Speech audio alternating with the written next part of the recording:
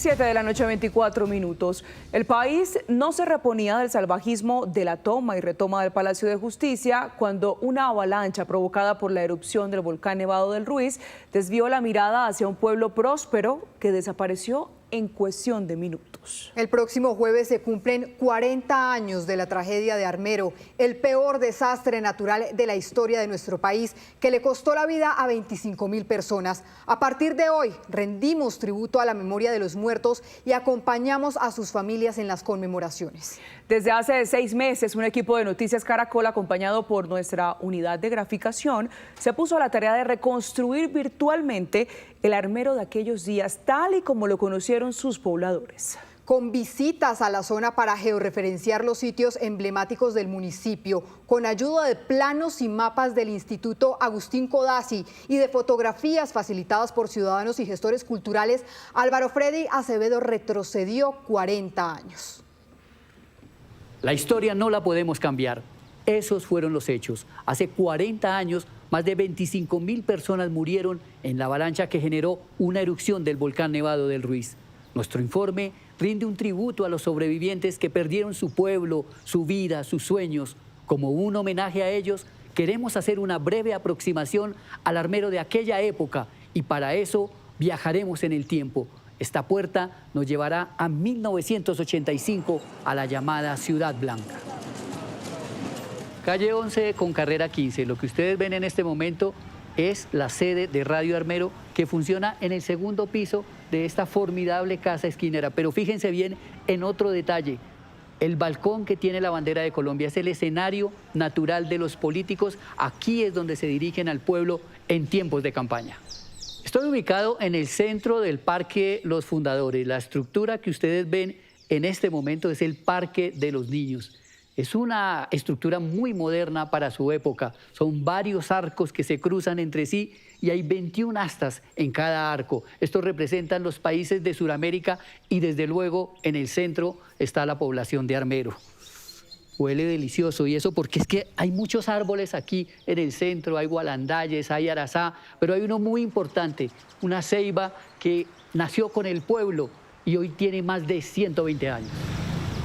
Estoy en el costado sur del parque. Lo que están viendo, todas esas casitas que ustedes ven ahí, es la institucionalidad del pueblo. Está la tesorería, está la oficina de tránsito y también funciona la cárcel, que en otra época fue la sede de la alcaldía. Ahora vamos girando y nos vamos encontrando de nuevo al parque. Yo estoy parado en esta tarima que también tiene historia. Fue construida en 1978 y los políticos también se echan sus discursos acá, pero sobre todo se utiliza para actos culturales. Aquí se presenta el grupo de danzas de Armero, muy conocido en la región.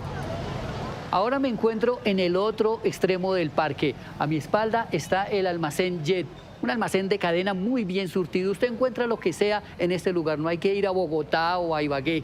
Lo que usted quiera está acá. Sigo en la carrera 15 y estamos recorriendo el pueblo. Esta casona gigantesca que está al lado de la iglesia es la Casa Cural. Más adelante está el Hotel y Heladería España. Es un lugar muy icónico aquí de Armero. Almacén Caperucita y en el extremo se encuentra el almacén de telas de la señora Salma de Moranes. Podríamos hablar de otros sitios importantes que se nos escapan ahora, la heladería La Chips, el café Hawái, la sede de la Caja Agraria, puntos muy importantes dentro de la plaza. Pero este es el Armero que había en 1985, el que le queremos mostrar a ustedes, el del paraíso agroindustrial, el del paraíso de arroceros y algodoneros, pero sobre todo el orgullo del norte del Tolima. Impresionante. En las próximas emisiones ampliaremos nuestro recorrido virtual que devuelve a la vida otros lugares emblemáticos de Armero. Se cuentan por miles las familias que quedaron separadas por la tragedia natural. Hoy los sobrevivientes cuentan qué pasó el 13 de noviembre de 1985 y cómo vivieron las horas siguientes. Ese día la vida transcurría con normalidad. El comercio, los negocios, las obligaciones diarias. Casi nadie advertía lo que estaba por suceder allá, en la parte alta, detrás de las montañas. Eso sí, todos hablaban de una posible inundación por el represamiento del río Lagunilla, en un sitio conocido como El Sirpe, según cuenta Marta Calvache, por aquellos días una joven geóloga que trabajaba en la central hidroeléctrica de Caldas, Check. La gente sí hablaba mucho del Sirpe, que era este sitio, ¿no es cierto?, donde hay una inestabilidad a lo largo del cañón del río Lagunilla, que hay un deslizamiento y se represa, digamos, el río. Muchos años antes, o sea, decenas de años antes, el Sirpe se había roto y había afectado, había inundado a Armero, y eso sí la gente lo conocía. Por eso hablan de ello, pero del volcán Nevado del Ruiz muy poco. A las 3 de la tarde el olor a azufre era fuerte y una extraña lluvia empezó a caer sobre Armero. Eran piedras pequeñas y ceniza. Nunca en Armero había llovido ceniza así, y esa mañana llovió ceniza en el pueblo.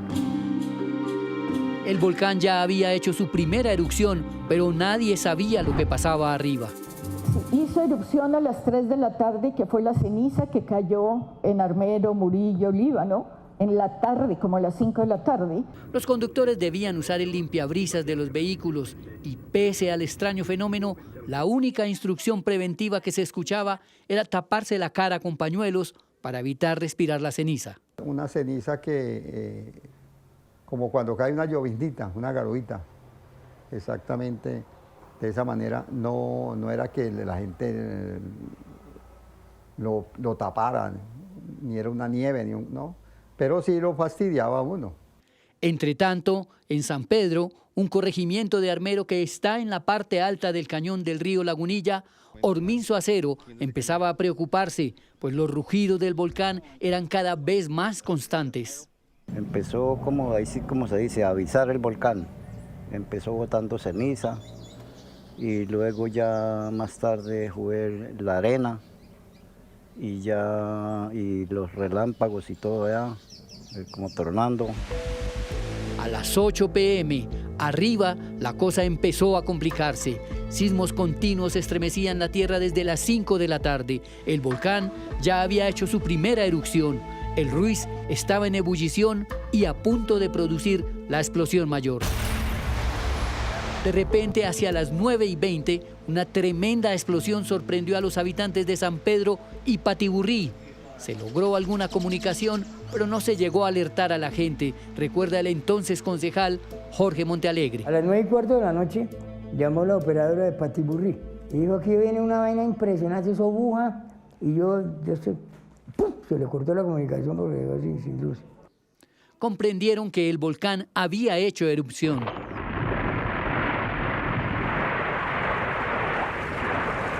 Unos minutos más tarde sintieron el aterrador sonido que producía la avalancha que bajaba incontenible por el cañón del río Lagunilla. En la noche se escuchó el ruido como de un avión que venía por el río Lagunilla. Y acá pues esto se sentía como rumbar. Y la gente, la que había abajo en el faldón de Lagunilla, se subieron acá a San Pedro, porque no se sabía qué era lo que iba a pasar. Lo mismo los del otro lado, se veían las linternas subir hasta que subieron arriba a la cuchilla. Veamos lo que pasaba a esa hora. Este es el volcán y este es el cráter Arenas. La explosión de las 9:20 generó altas temperaturas que derritieron un área de 195 hectáreas del glaciar, según estudios posteriores a la tragedia. 12.000 metros cúbicos de agua bajaron por la ladera. Esto es el equivalente al agua del río Magdalena a su paso por Girardot. Ahí se formó la mayor avalancha que bajó por el río Azufrado y se potenció cuando desembocó al Lagunilla y posteriormente, a las 11:06, llegó a Armero.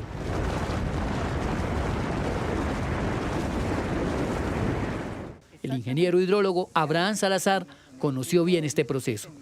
La primera avalancha que baja, que viene por el río Azufrado, que es la más grande, llega al embalse y lo empuja y rompe el dique natural del deslizamiento. Entonces generó una bombada de agua inicialmente que iba adelante y por eso de pronto llegó primero agua, pero detrás de esa agua llegó la avalancha con un caudal aproximadamente de 23.600 metros cúbicos por segundo. Era el caudal, o sea, casi 10, 11 ríos Magdalenas de Girardot La velocidad era de 8 metros por segundo y la altura era de 44 metros. Media hora después llegó la segunda avalancha. ¿Tú has estado cerca a unas turbinas de un jet? Pues ese más o menos ese era el silbido del aire comprimido por el cañón. El pueblo que todos conocieron, que amaron y lucharon, estaba muriendo y en su agonía se llevaba más de 25.000 almas.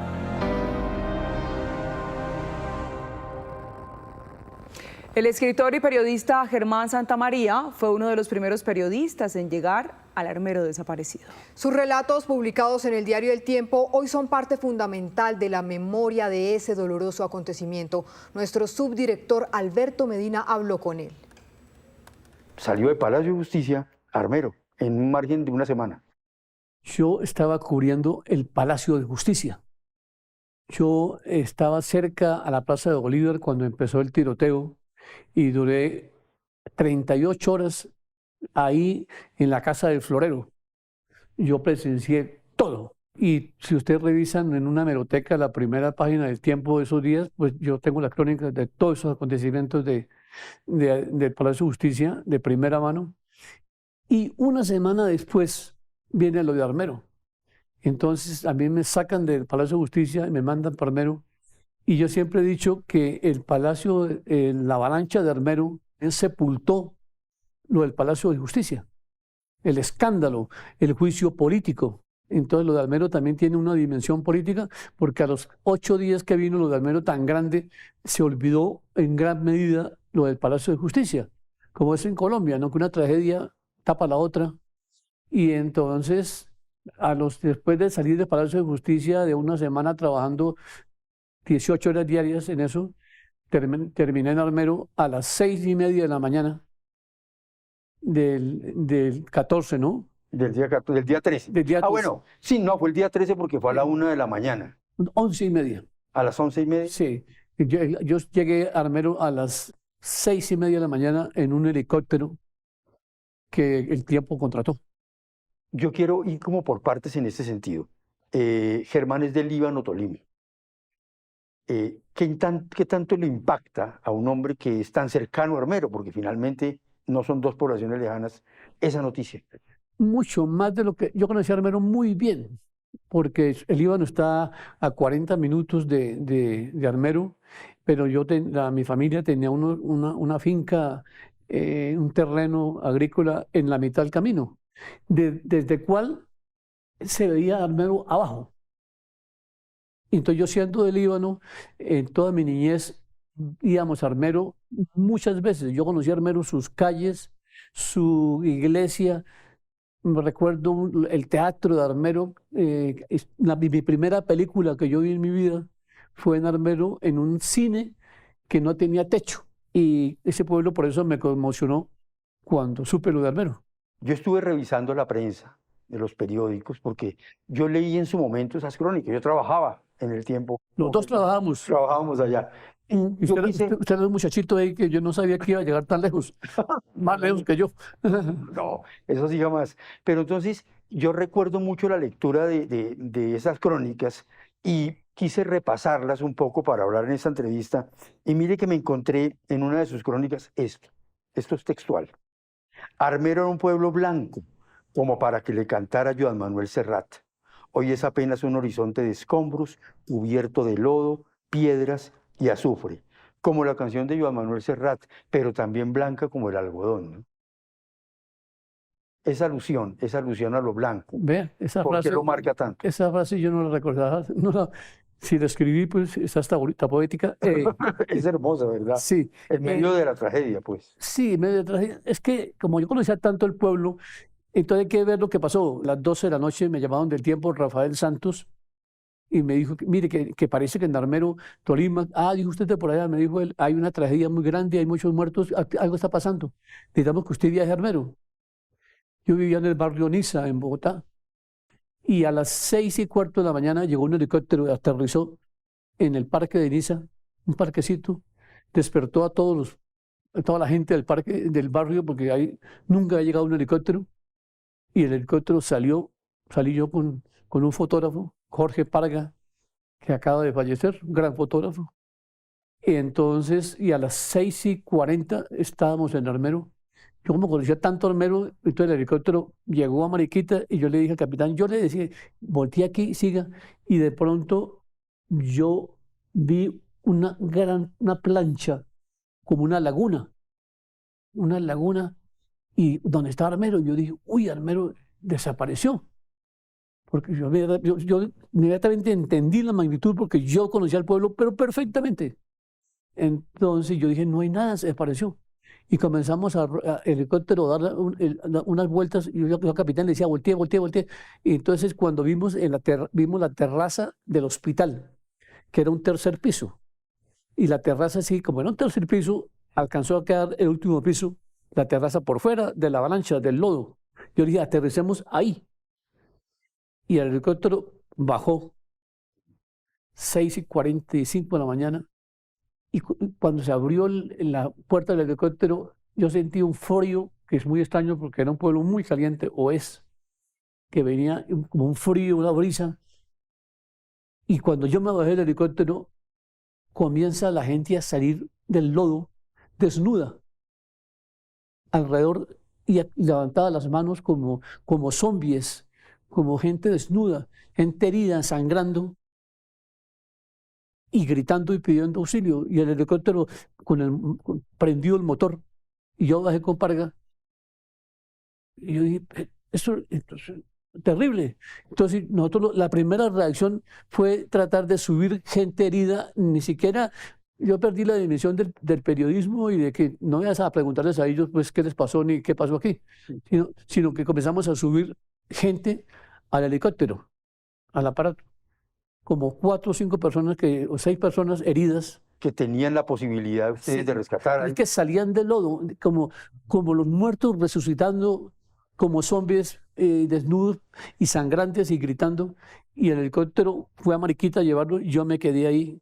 Y ahí empezó todo durante 4 días que estuve y casi un año yendo a Armero. Y ahí empezó Mire todo. que hay una frasecita que yo anoté por acá, ahora que hablaba de Armero ya no existe, que fue esa primera imagen. Sí. Mire lo que escribió, para que se acuerde. El título era Armero ya no existe. Y decía, desde lo que fue Armero, Armero ya no existe. Estoy de pie sobre la plancha que fuera la terraza del hospital. Y veo un inmenso playón de arena, una superficie limpia, todo como una gigantesca rampa pavimentada. Ahí, a mis pies, yacen 15.000 personas muertas, sepultadas, enterradas para siempre. Entonces, yo dije, esto tuvo que ser un golpe muy fuerte para Germán, ver esa imagen. Sí, tal vez se pueden reunir las dos metáforas que usted leyó pasada, porque el pueblito blanco, porque al menos le llamaban la ciudad blanca. ¿Por qué la ciudad blanca? Porque era una ciudad algodonera. Era la capital del algodón en Colombia y tenía muchas casas blancas, pero era fundamentalmente por el algodón. Era la capital algodonera de Colombia, Claro. con grandes haciendas de algodón. Entonces, por eso el pueblito blanco de Cerrado, yo tenía como la memoria y verlo de una manera sombría, de una manera oscura, en ese lodo, que era un lodo oscuro, era un pantano terrible, y la gente saliendo como los muertos resucitando. Entonces era como la poesía, no la poesía, sino la épica o la tragedia de la muerte, que a veces la muerte se ensaña sobre lo que es bello, lo que es bonito.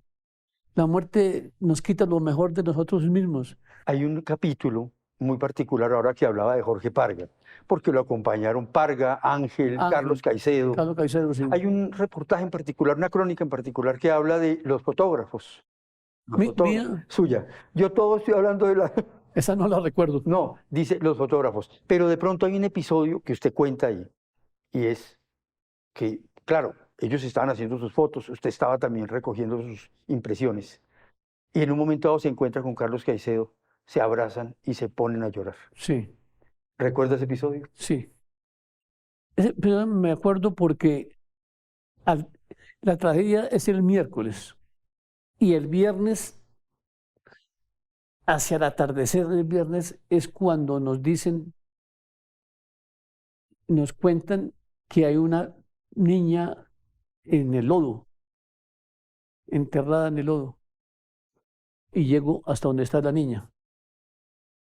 Voy, se le toman las fotos a la niña Omaira Sánchez. Estamos ahí 15 minutos, 20 minutos, todavía no ha llegado no ha llegado nadie, solamente estaba un socorrista y un policía, no más, y nosotros. Después llegan más periodistas.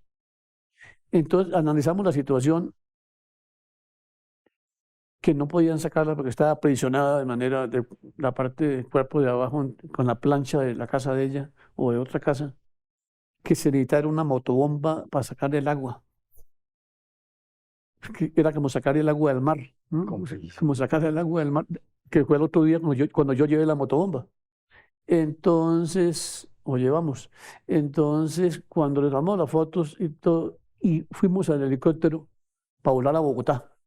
Ya estaban las 5 de la tarde y comenzó a nublarse y a llover un poquito y el helicóptero no entra a Bogotá, y nos quedamos.